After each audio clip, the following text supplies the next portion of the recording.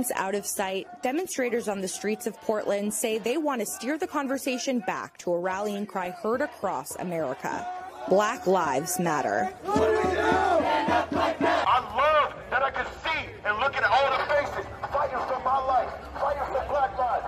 An activist who goes only by the name of Payday came to Portland from Seattle, Washington, to march with protesters and keep them focused on a core message of racial justice. Let's let our numbers and our heart and our passion and our love that we have for one another to walk up and down these streets every single day, let's let that suppress and oppress those who have oppressed us.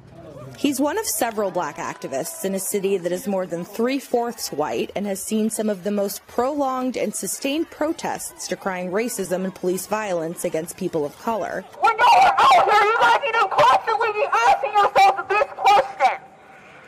What am I doing to better a black person's life?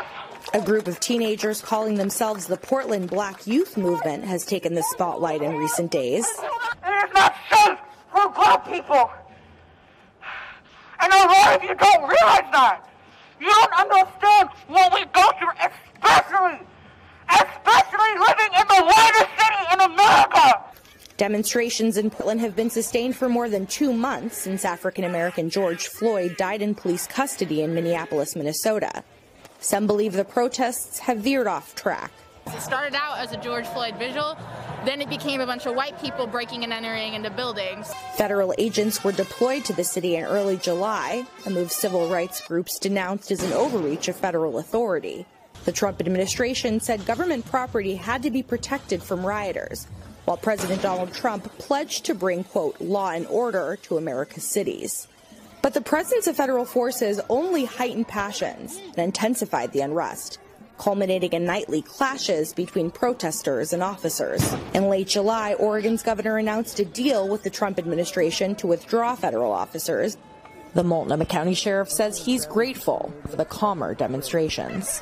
We very much appreciate that from the protesters. We're looking forward to another night of peaceful protesting. Now community activists hope to redirect the conversation away from federal actions and back to George Floyd.